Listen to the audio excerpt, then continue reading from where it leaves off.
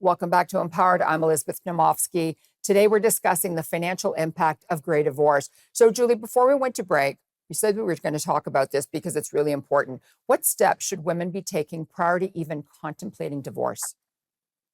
Yeah, so I think, it's really important to take inventory. So I always say, know what you owe, know what you own, know money you have coming in, and know what money you have going out.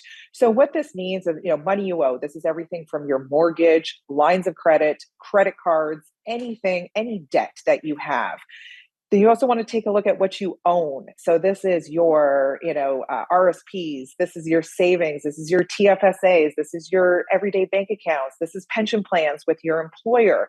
So what do you have there? And that'll really help you understand, how much money are you going to have on the other side of this, potentially on the other side of the divorce. Now, it's also important to understand cash flow. So how much money is coming into the household right now and how much money is going out? So you really want to have a good understanding of all of those household bills.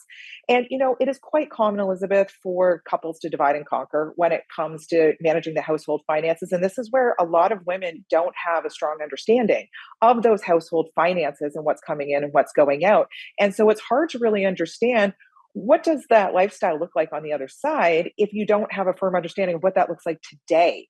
And so, and of course, I would always recommend engaging the right professionals. So in this case, this of course can include a lawyer, possibly an accountant, and a financial advisor or financial planner to help you take a look at this information. So, you said something that was important. You were talking about debt. And some people are under the misconception that, oh, if I didn't take out the debt and my partner did, that's their debt and it's not mine. But that's not true, is it? Well, these situations are very much what I'd call an it depends situation. And so, it may be the case that that debt is owned collectively between the couples. And so, we need to take a look at the net worth situation. And so you could be fine on the asset side, but if you have a ton of debt that's offsetting that, then you really don't have a lot of assets at the end of the day. And, the younger generation is probably more prone to this, but, when it comes to sort of little equity in their homes, right? That, the cost of, housing these days and the size of the mortgages that people have taken on, it is not uncommon, for there to be a lot of debt, especially on the mortgage side of things. So, okay, so what are the immediate actions that should be taken once faced with divorce?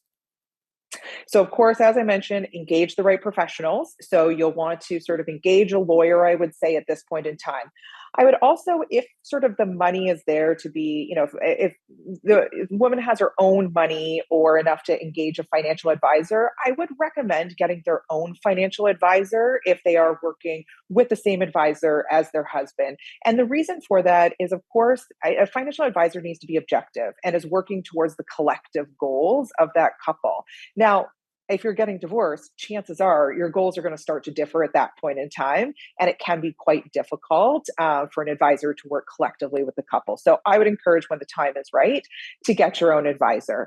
You're also going to need to start to take a look at cash flow. I think that's really important to do immediately. So, what are the lifestyle expenses going to be to move out onto their own or whatever your living situation is going to be? And can you afford that? And also understanding what type of lifestyle you can afford. It might be very different than the lifestyle that you are living as a married couple. And then, I'd also recommend, sort of starting to look at that financial plan. And so it could be things like you might be insured under your spouse's health and dental plan through their employer. If you were to get divorced, that insurance coverage generally is no longer. And so you'd have to think about those types of expenses. And of course, generally getting a divorce is not free of legal fees, and legal fees can be costly. And especially if we're getting into complexities or animosity with a divorce, those legal fees can be astronomical. So, each couple is different in what those legal fees are going to be, but you'd need to be able to pay those expenses ongoing. So, I've heard of some couples that decided absolutely to not divorce because the lifestyle change would be so drastic that they thought it would be better to just live together separately, have separate lives, but still belong to the club and still go out and do whatever they were doing as part of a couple, because when they split everything in half, there really wasn't that much for both of them to go on and become separate couples.